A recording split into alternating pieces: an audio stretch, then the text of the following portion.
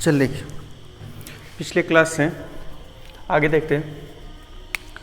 पिछले क्लास में पढ़ रहे थे बोर्स थ्योरी और bourse theory of hydrogen spectrum, जिसमें एनर्जी का आंसर निकाले थे। ठीक है, अब अगला जो टॉपिक है वो है बोर्स थ्योरी ऑफ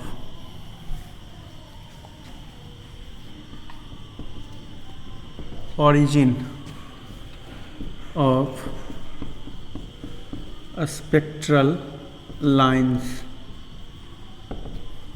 ठीक है, जो स्पेक्ट्रम जो अलग अलग पिछले दिन पढ़े होंगे आप कि स्पेक्ट्रम के बारे में इस मॉडल में बताया गया था। तो स्पेक्ट्रल लाइंस किस तरह से होता है उसका, तो जैसा कि हम बोर्स मॉडल में पढ़े थे कि जब when electron jumps from its orbit to another orbit, then in the form of radiation or photon energy emit, यानी कि एनर्जी जो है वो इमिट होता है, निकलता है कब, जब कोई इलेक्ट्रॉन अपने ऑर्बिट से किसी दूसरे ऑर्बिट में जाता है तब। ठीक है, जिसमें एनर्जी का जो फॉर्मूला पिछले दिन आया होगा वो ये था, अगर याद हो आपको तो, माइनस me मतलब मास ऑफ इलेक्ट्रॉन, me पे पावर 4। ठीक है, नीचे में था 8 ई नोट, ये एन स्क्वायर और एच स्क्वायर, इतना था। जिसमें याद हो तो पढ़े थे कि एनर्जी जो इलेक्ट्रॉन का होता है वो ऑर्बिट नंबर और क्वांटम नंबर के स्क्वायर के क्या होता है, इन्वर्सली प्रोपोर्शनल होता है, ऐसा पढ़े थे। ठीक है, तो उसी का जब एक ऑर्बिट में जो एनर्जी है और सेकेंड ऑर्बिट में जो एनर्जी होगा, तो मान लेते हैं कि n1 जब क्वांटम नंबर है और ऑर्बिट नंबर है उसमें इसका एनर्जी कितना है, E1। तो इसमें बाकी सब देखिए कांस्टेंट था, ये मास है इलेक्ट्रॉन का, ये E है, मास कितना होता है इलेक्ट्रॉन का 9.1 into 10 to power minus 31 kg, E का value 1.6 into 10 to power minus 19, epsilon naught का value 8.85 into 10 to power minus 12 और H का value 6.34 into 10 to power minus 34, इतना होता था। तो ये सब कुछ जो है कांस्टेंट है, सिर्फ चेंज क्या होता है इसका, क्वांटम नंबर और जिसको बोलते हैं ऑर्बिट नंबर। ठीक है, तो E1, तो n1 क्वांटम नंबर में एनर्जी जो इलेक्ट्रॉन का है वो कितना है, E1 है। तो E1 का वैल्यू कितना हो जाएगा ये बताइए आप, E1 का वैल्यू कितना हो जाएगा, सिर्फ बाकी सब तो कांस्टेंट ही था। तो यहाँ जो n है इसके बदले क्या हो जाएगा, n1 का स्क्वायर, क्योंकि किस क्वांटम नंबर के लिए निकाल रहे हैं, n1 के लिए। तो आंसर क्या बन जाएगा, minus me e to the power 4 8 epsilon naught n1 का स्क्वायर और एच स्क्वायर, ये फर्स्ट इक्वेशन हो गया। ठीक है, इसी सिमिलरली इसी तरह मान लीजिए कि n2 में इसका जो एनर्जी है वो कितना हो, E2 हो। क्वांटम नंबर n2 में इसका एनर्जी कितना, E2 हो। तो E2 का वैल्यू क्या हो जाएगा आपके लिए, सिर्फ यहाँ जो n1 है वो किससे चेंज हो जाएगा, n2 से, क्योंकि बाकी से कुछ तो चेंज होता नहीं है। तो क्या हो जाएगा आंसर, me e पे पावर 4 8 एप्सिलॉन नोट n2 का स्क्वायर और एच स्क्वायर। ठीक है, एक क्वांटम नंबर n1 के लिए एनर्जी जो इलेक्ट्रॉन का है वो E1 है, और दूसरा क्वांटम नंबर n2 के लिए एनर्जी जो इलेक्ट्रॉन का है वो कितना, E2 है। तो एक आंसर है E1 का, दूसरा आंसर है E2 का। अब अगर n1 वाले में एनर्जी ज़्यादा हो और n2 वाले में एनर्जी क्या हो, कम हो, तो जो एनर्जी होगा रेडिएशन के फॉर्म में और फोटोन के फॉर्म में, तो फोटोन का एनर्जी जो पिछले दिन पढ़े होंगे आप, E is equal to E2 minus E1, ऐसा पढ़े थे। उसमें हम क्या रिलेट किए थे कि E1 ही क्या है, स्मॉल है, जो स्मॉलर एनर्जी वाला है वो कौन सा, E1, और जो लार्जर वाला है या ग्रेटर वाला है वो कौन सा, E2 है। लेकिन यहाँ पे जो हम पढ़ रहे हैं वो ये है कि n1 वाले में ही इसका एनर्जी पहले से क्या है, ज़्यादा है, और n2 वाले में इसका एनर्जी क्या है, लो। तो यहाँ पे जो E का वैल्यू बनेगा वो बनेगा कितना, E2 माइनस E1, उल्टा ना हो गया, E1 minus E2, E is equal to E1 minus E2।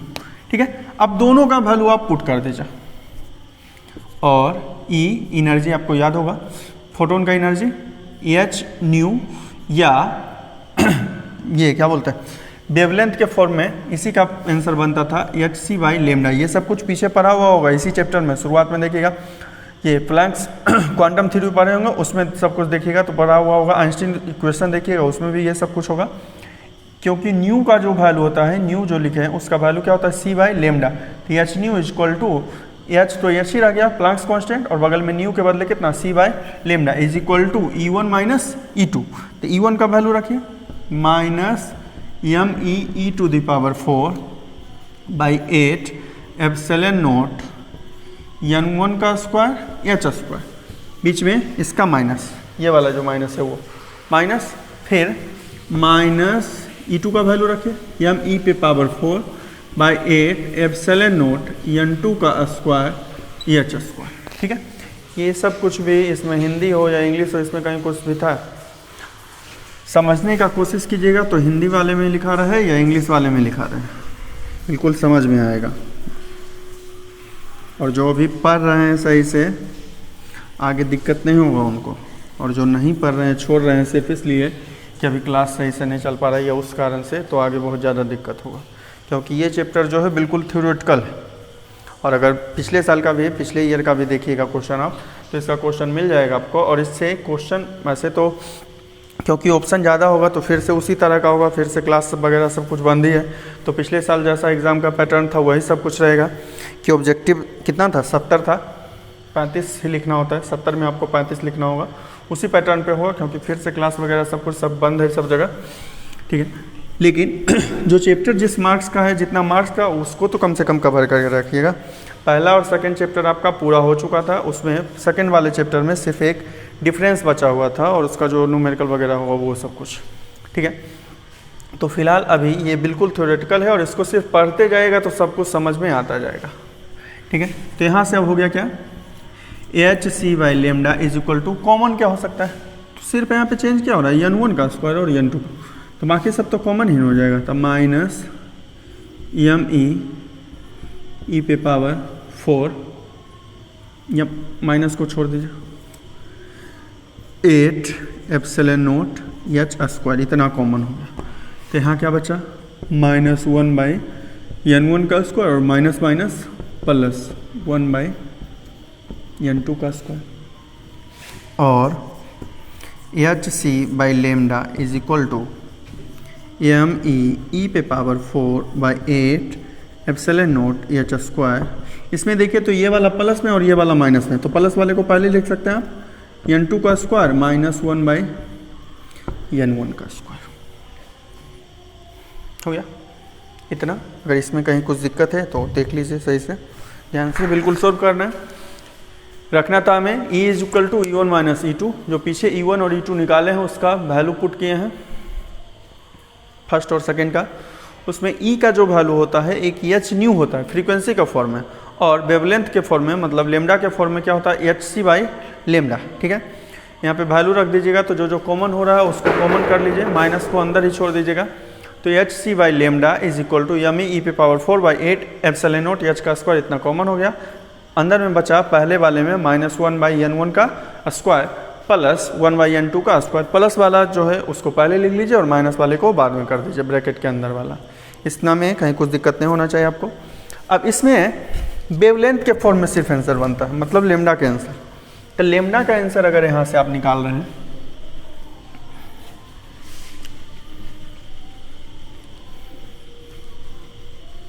अगर यहाँ से आप लेमडा का आंसर निकाल रहे हैं तो बताइए क्या होगा। इधर बाकी जो भी है मल्टीप्लाई में उधर जाके डिवाइड हो जाएगा, और जो डिवाइड में उधर जाके मल्टीप्लाई हो जाएगा।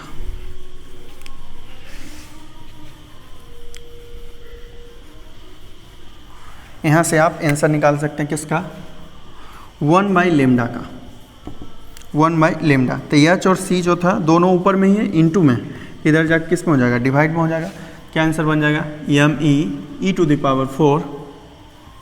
8 एप्सिलॉन नॉट h स्क्वायर, इतना तो पहले से था, और इधर से एच और सी आया, तो एच सी अंदर में क्या बचा हुआ है, 1 बाई n2 का स्क्वायर माइनस n1 का स्क्वायर,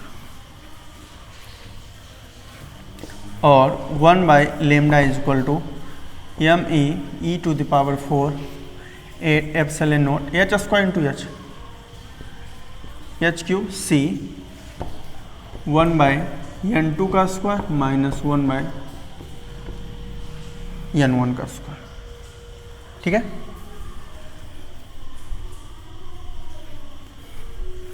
इतना वैल्यू आया।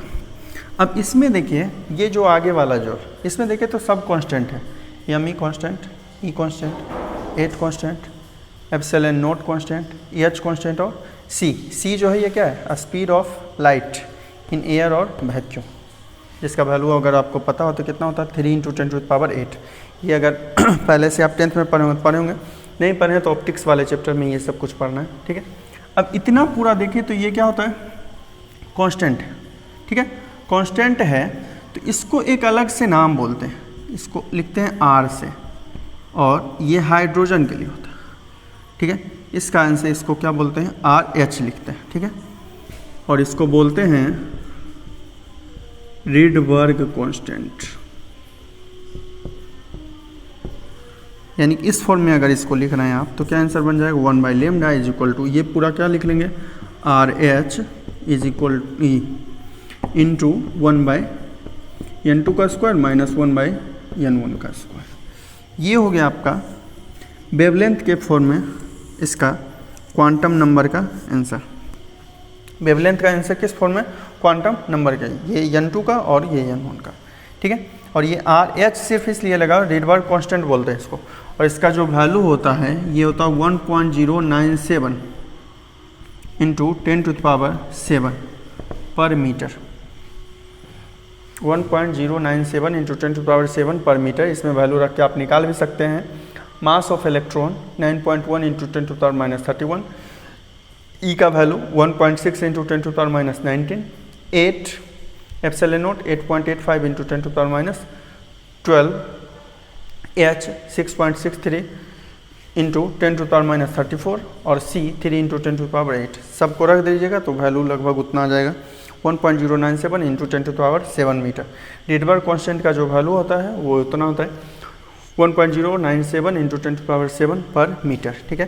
तो जब भी न्यूमेरिकल वगैरह बनाएंगे, अभी तो ऐसे सिर्फ फॉर्मूला के फॉर्म में यही रहेगा, लेकिन न्यूमेरिकल बनाएंगे तो इसका वैल्यू सीधे रखेंगे कितना, 1.097 इंटू 10⁷ पर मीटर, ठीक है। तो ये हो गया वेवलेंथ का आंसर क्वांटम नंबर के फॉर्म में या ऑर्बिट नंबर के फॉर्म में, ठीक है। अब जो अलग अलग स्पेक्ट्रम बनता है, सीरीज बनता है, वो देखिए 6 सीरीज बनता है, 6। उसमें किसके लिए n1 का क्या वैल्यू होता है, n2 का क्या वैल्यू होता है, वो सब कुछ देख लेते हैं।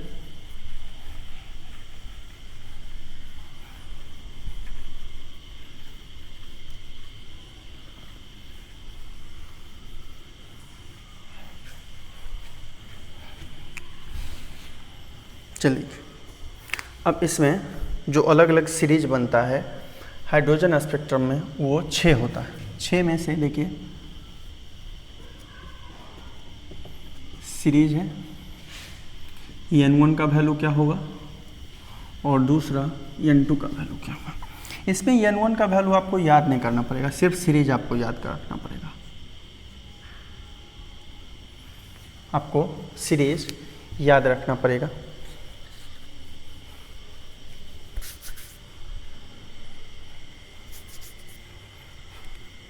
ठीक है, पहले इतना देखें, पीछे वाला जो था उसको देख लीजिए। ये इसमें अगर कहीं कुछ दिक्कत है तो ऐसे पूरा वीडियो जब आप देखते हैं उसमें कहीं भी कुछ दिक्कत हो तो आप ज़रूर बताइए कि कहीं पे यहाँ पे सर दिक्कत हो रहा है या उस तरह का, ठीक है।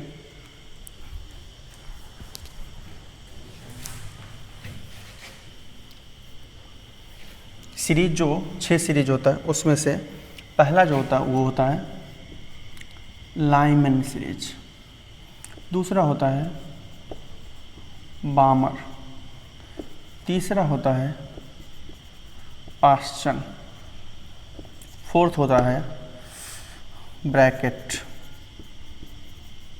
फिफ्थ होता है पी से लिखते हैं लेकिन पी यहाँ साइलेंट रहता है, फुंड पढ़ते हैं इसको, फुंड सीरीज, और सिक्स्थ जो होता है वो हम्फ्रीज होता है।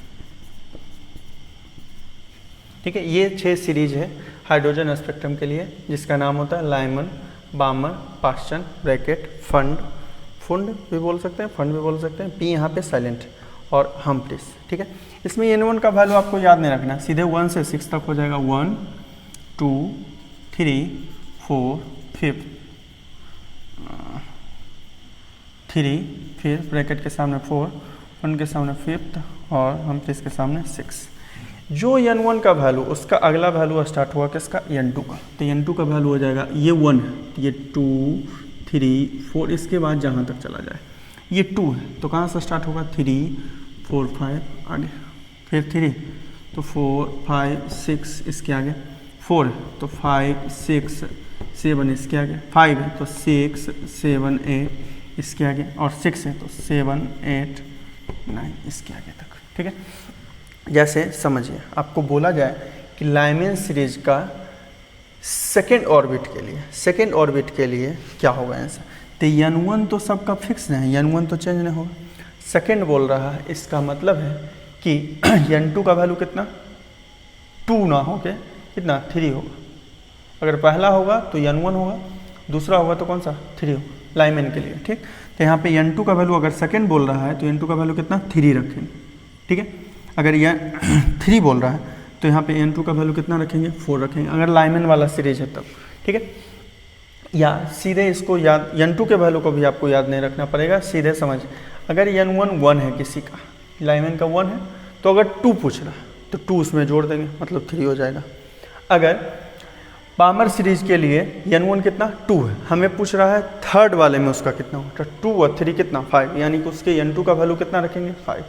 अगर हमसे पूछ रहा है कि ब्रैकेट का फिफ्थ वाले में क्या होगा, तो 4 n1 का वैल्यू होगा, n2 का वैल्यू 4 और 5 कितना 9 हो जाएगा। समझ में आया इतना? इस तरह से ये 6 सीरीज है और इसके n1 का वैल्यू बिल्कुल 1 से 6 तक है और उसको उसी सीरीज में आपको याद रखना पड़ेगा। पहला लाइमन, दूसरा बामर, तीसरा पास्टन, तीसरा ब्रैकेट, ये 4th वाला ब्रैकेट, फिर फंड और 6th वाला जो है वो हम्फ्री से। ये 6 सीरीज होता है हाइड्रोजन स्पेक्ट्रम में जो स्पेक्ट्रल लाइन बनता है। ठीक है, अब इसके नोट में देखें, जो पहला सीरीज है ये ऑब्जेक्टिव क्वेश्चन है। जब ऑप्टिक्स पढ़िएगा तो उसमें वेव ऑप्टिक्स और एक होता है रे ऑप्टिक्स। वेव ऑप्टिक्स वाले में पढ़ना होगा कि इलेक्ट्रोमैग्नेटिक वेव जो होता है वो 7 डिफरेंट स्पेक्ट्रम में क्या होता है डिवाइडेड होता है, जिसमें 7 डिफरेंट स्पेक्ट्रम में से ये लाइमन सीरीज जो पढ़ता है वो पढ़ता है उसके यूवी में, यूवी रेज जिसको आप सुनते होंगे अल्ट्रा वायलेट रेज। लाइमन जो पढ़ता है वो किसमें यूवी रेज में। ठीक है, बामर जो पढ़ता है वो विजिबल लाइट में। ये ऑब्जेक्टिव क्वेश्चन है बिल्कुल। ये क्वेश्चन रहता है कि Balmer series lies in beach range, तो वहाँ पे क्या आंसर बनेगा विजिबल लाइट। और बाकी जो चारों बच गया ये पढ़ता है इंफ्रारेड में। ठीक है, इंफ्रारेड रेडिएशन बोलिए या इंफ्रारेड रे बोलिए। तो 6 में से जो लाइमन है वो यूवी मतलब अल्ट्रा वायलेट में, जो बामर है वो किस में विजिबल लाइट में, और जो बाकी 4 बचा वो किस में पड़ता है इंफ्रारेड में। ठीक है, तो ये था आपका bourse theory of origin of spectral lines. किस तरह से स्पेक्ट्रल अलग अलग लाइन बनता है, जिसमें 6 सीरीज है, उसका n1 का वैल्यू क्या होगा, n2 का वैल्यू क्या होगा, और उसके लिए वेवलेंथ का ये फॉर्मूला बनता है। जहाँ आरएच जो है वो क्या है रिडबर्ग कांस्टेंट बोलते हैं उसको हाइड्रोजन के लिए, जिसका वैल्यू कितना 1.097 इंटू 10⁻⁷ होता है। इसके आगे फिर देखिए अगला जो टॉपिक है, बिल्कुल ध्यान से समझिए, कहीं भी कुछ दिक्कत होता है वीडियो में या लिखा हुआ जो मिलता है आपको नोट्स उसमें, तो बिल्कुल बेहिचक पूछिए, कहीं मतलब कहीं भी तो अभी नहीं पूछ सकते हैं क्योंकि क्लास तो खुलेगा उसके बाद ही नहीं पूछ सकते हैं आप। तो व्हाट्सएप पे आप मैसेज कीजिए कि हाँ सर ये यहाँ पे ये समझ में नहीं आया या इस तरह का कुछ भी, कहीं भी कुछ दिक्कत होता। ठीक है, ऐसे आप लोग इतने ज़्यादा समझदार हैं कि कहीं कुछ दिक्कत ही नहीं होता। चल देखिए आगे हैं, पीछे आप पढ़े होंगे बोर्स क्वांटाइजेशन एंगुलर मोमेंटम वाला, उसका एक्सप्लेनेशन क्या होता है। Explanation of Bohr's condition of quantization quantization, angular momentum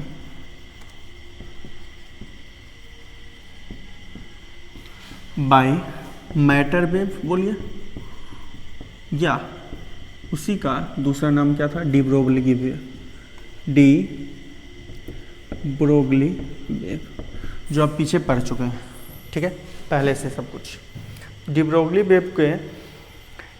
wave से हमें एक्सप्लेन करना है किसको, बोर्स कंडीशन जो होता है क्वांटाइजेशन के लिए, ठीक है। याद कीजिए, डी ब्रोगली वेव में आप पढ़े होंगे कि मोमेंटम जो होगा, सिर्फ मोमेंटम, एंगुलर मोमेंटम नहीं, P is equal to H by lambda होता है, जहाँ P मोमेंटम है, एच प्लांक कांस्टेंट है और लेमडा क्या है, डी ब्रोगली वेव का वेवलेंथ बोलिए या मैटर वेव का वेवलेंथ बोलिए, ठीक। यहाँ जो मोमेंटम होता है, मोमेंटम का फॉर्मूला क्या होता है, मास इंटू वेलोसिटी, तो अगर इलेक्ट्रॉन है तो एम ई इंटू भी, तो यहाँ से आपके पास आंसर बन जाएगा M E equal to M E भी equal to H by lambda, ये पहला आंसर बन गया, ठीक है। इसके बाद आइए बोर्स क्वांटाइजेशन जो है कंडीशन, उसके अनुसार से याद कीजिए कि एंगुलर मोमेंटम किस फॉर्म में होता है, एच बाई 2 पाई के इंटीग्रल मल्टीपल के फॉर्म में। ऐसा याद होगा, बोर्स मॉडल में पढ़े थे कि एंगुलर मोमेंटम जो होगा इलेक्ट्रॉन का, वो एच बाई 2 पाई के इंटीग्रल मल्टीपल के फॉर्म में होता है, जिसमें याद कीजिए तो आंसर था एंगुलर मोमेंटम किसके बराबर, मोमेंटम इंटू रेडियस या डिस्टेंस करते हैं, तो एम ई भी मोमेंटम है और आर उसमें इंटू कर दिए तो एंगुलर मोमेंटम बन गया, इज इक्वल टू क्या आंसर बनता था, एन एच बाई 2 पाई। याद है ऐसा आपको? चल देखिए, आप इसमें क्या कर सकते हैं, आप इस 2 पाई को यहाँ पे डिवाइड में इधर ले आइएगा तो इंटू में हो जाएगा, और यमी भी यहाँ इंटू में उधर ले जाएगा तो डिवाइड में हो जाएगा, तो क्या हो जाएगा answer, R into 2 pi is equal to N H by M E भी, ठीक है यहाँ तक। और 2 pi R is equal to N H by M E भी, इतना हो गया। अब यहाँ पे देखिए एम ई भी का वैल्यू आप पीछे निकाल चुके हैं, इक्वेशन फर्स्ट का वैल्यू पुट कर दीजिए, putting the value of equation first, तो क्या हो जाएगा answer, 2 pi R is equal to N H, और एम ई का वैल्यू, एम ई भी का वैल्यू कितना है, H by lambda, H by, ये लेमडा ऊपर चला है, एच से एच क्या हो जाएगा cancel, 2 pi R is equal to क्या बना, एन इंटू लेमडा, और 2 pi R is equal to N into lambda, ठीक है। अगर आप याद कीजिए, क्योंकि इलेक्ट्रॉन जो होता है वो सर्कुलर पाथ पे क्या करता है, मूव करता है, सर्कुलर पाथ पे मूव करता है, ठीक है। तो इसके लिए अगर रेडियस आर हो, रेडियस आर हो तो इसका सरकमफेरेंस कितना हो जाएगा, 2 पाई आर, तो इसका मतलब हुआ ये 2 पाई आर जो बन रहा है ये किसका आंसर बन रहा है, सरकमफेरेंस का, ठीक है। एन तो फिर क्वांटम नंबर, और लेमडा क्या हो गया, उसका वेवलेंथ हो गया, वेवलेंथ, वेवलेंथ किसका, मैटर वेव का और डी ब्रोगली वेव का। इसका मतलब क्या हो रहा है कि कोई जो इलेक्ट्रॉन होता है उसका जो रेडियस होगा या सरकमफेरेंस होगा, ये सरकमफेरेंस का आंसर, वही ऑर्बिट पॉसिबल होगा या वही क्वांटम नंबर पॉसिबल होगा जिसमें उसका सरकमफेरेंस वेवलेंथ के इंटीग्रल मल्टीपल के फॉर्म में हुआ। यानी कि फिर से लेमडा में ये वाला ये एन जैसे ही लगता है, जैसे यहाँ पे एच बाई 2 पाई कहता है, क्या बोलते हैं, एच बाई 2 पाई के इंटीग्रल मल्टीपल के फॉर्म में, उसी तरह से एन इंटू लेमडा बन रहा है। तो इसका मतलब क्या हो, लेमडा के इंटीग्रल मल्टीपल के फॉर्म में क्या किसका आंसर होना चाहिए, सरकमफेरेंस का। इसका मतलब है कि इलेक्ट्रॉन का जो ऑर्बिट पॉसिबल होता है उसमें उसका सरकमफेरेंस हमेशा किसके इंटीग्रल मल्टीपल के फॉर्म में होता है, उसके वेवलेंथ के इंटीग्रल मल्टीपल के फॉर्म में होता है। यही है क्वांटाइजेशन का एक्सप्लेनेशन, किससे, मैटर वेव से और डी ब्रोगली वेव से, जिसमें आंसर आ गया हमारे पास कितना, 2 pi R is equal to N into lambda, ठीक है। इसमें इसको देख लीजिए,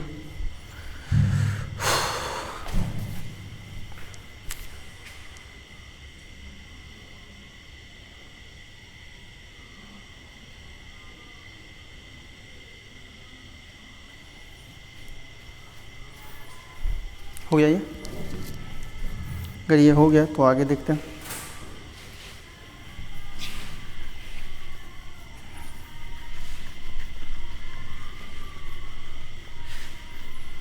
एक अगला टॉपिक आज कर लेते हैं, ड्रॉबैक ऑफ बोर्स मॉडल।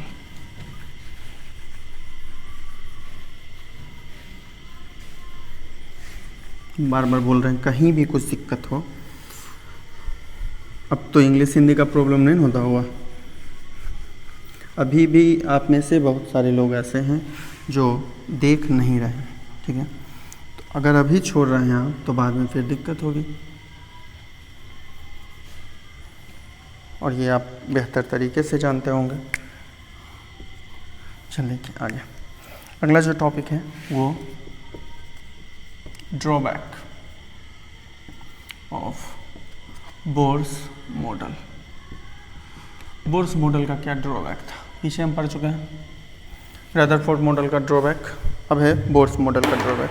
देखिए इसमें सीधे समझना है, समझिए। सबसे पहला है कि बोर्स मॉडल जो है explains only that atom which has only one electron in outer orbit, यानी कि इसमें केवल उस एटम के बारे में एक्सप्लेन किया गया जिसके बाहर में, यानी कि आउटर ऑर्बिट जो है उसमें केवल एक इलेक्ट्रॉन रहता है, उसके बारे में, ठीक है। जैसे hydrogen, helium plus, lithium plus plus. इसका प्लस हो गया, ऐसे इसका एटॉमिक नंबर कितना 2 है, लेकिन प्लस हो गया, इसका मतलब एक ये क्या कर दिया, लूज कर दिया, तो इसका क्या हो गया 1 हो गया। हाइड्रोजन का तो 1 होता है, लिथियम का ऐसे कितना 3 होता है, लेकिन 2 यहाँ प्लस प्लस है, मतलब तो ये क्या कर दिया, लूज कर, तो बचा कितना 1 बचा।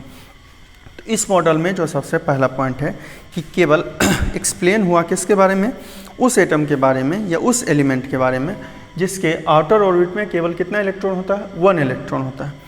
कम्प्लेक्स एलिमेंट के बारे में या कम्प्लेक्स एटम के बारे में इसमें एक्सप्लेन नहीं किया गया, ठीक है। यानी कि जिसमें भी एक से ज़्यादा इलेक्ट्रॉन रह गया उसके बारे में इसमें एक्सप्लेन नहीं किया गया। पहला तो ये हो गया, ठीक।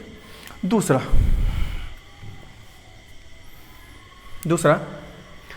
जो अलग अलग तरीके का सीरीज अभी आप पीछे पढ़ें, उसमें जब देखा गया तो बामर सीरीज जो बनता है, बामर सीरीज जो था वो डिफरेंट स्पेस्ड लाइंस, यानी कि उसको जब माइक्रोस्कोप से देखा गया तो देखा गया कि वो अलग अलग बहुत सारे लाइन से मिलकर बना हुआ, ठीक है।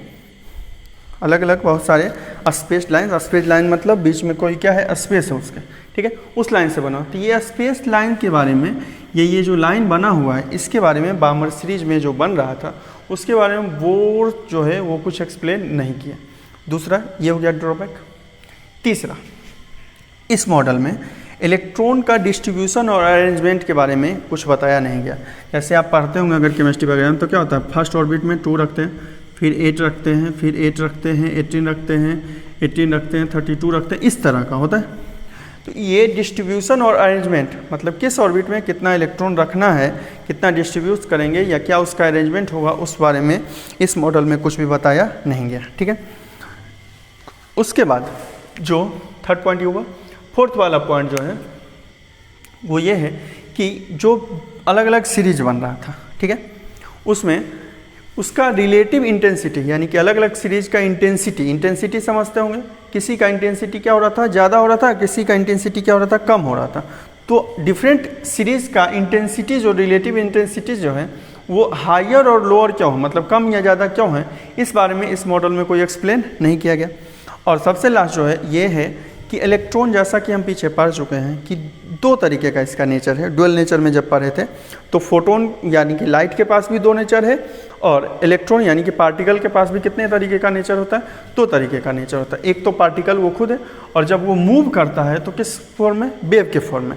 तो इलेक्ट्रॉन का जो वेव फॉर्म था उस बारे में इस मॉडल में कोई अकाउंट मतलब बताए या सत्यापित नहीं किया गया, वेरीफाई नहीं किया गया कि इलेक्ट्रॉन के पास जो है वो दूसरा नेचर भी होता है, ठीक है। इस कारण से इस सब को क्या किया गया, इस मॉडल में जो ड्रॉबैक था वो 5 तरीके का है। सबसे पहला जो ड्रॉबैक है वो ये है कि this model explain only that element और atom which has only 1 electron in outer orbit, ठीक है, केवल एक इलेक्ट्रॉन जिसके ऑर्बिट आउटर ऑर्बिट में रहता है उसके बारे में बताया गया। It does not explain the complex element और एटम, कम्प्लेक्स मतलब हुआ जिसके आउटर ऑर्बिट में 2 या 2 से ज़्यादा रहेगा, उसके बारे में नहीं बताया गया, ठीक। दूसरा जो था कि जो डिफरेंट सीरीज बन रहा है हाइड्रोजन स्पेक्ट्रम में, स्पेक्ट्रल लाइन में, उसमें देखा गया कि Balmer series is seen by the microscope then it is made up of different spaced lines. Space line मतलब उसके बीच क्या होता था, गैप होता था, उससे बना हो। तो ये जो स्पेस लाइन है वो क्या है, ये क्यों बना हुआ है, इस बारे में इस मॉडल में कोई जानकारी नहीं दिया गया। थर्ड जो है ड्रॉबैक वो ये है कि इसमें डिस्ट्रीब्यूशन और अरेंजमेंट के बारे में कुछ भी नहीं बताया गया कि किस ऑर्बिट में कितना इलेक्ट्रॉन रखना है या इसके बारे में कैसे डिस्ट्रीब्यूट होगा, इस बारे में कुछ नहीं बताया गया। फिर अगला जो है वो ये था कि इसमें इलेक्ट्रॉन के पास जो दो नेचर होता है, एक पार्टिकल का नेचर और दूसरा कौन सा नेचर, वेव नेचर। तो वेव नेचर के बारे में इसमें वेरीफाई नहीं हुआ बोर्स मॉडल में कि इलेक्ट्रॉन का ये वेव नेचर भी होता है। और सबसे लास्ट है कि जो डिफरेंट सीरीज बनता है उसका इंटेंसिटी डिफरेंट क्यों होता है, जो डिफरेंट सीरीज है उसका रिलेटिव इंटेंसिटी अलग अलग क्यों है, किसी का इंटेंसिटी ज़्यादा क्यों है, किसी का इंटेंसिटी कम क्यों है, किसका क्यों ज़्यादा है, किसका क्यों कम है, इस बारे में इसमें कुछ बताया नहीं गया। ठीक है, तो ये था ड्रॉबैक ऑफ बोर्स मॉडल या बोर्स एटॉमिक मॉडल। आगे अगले दिन देखते हैं।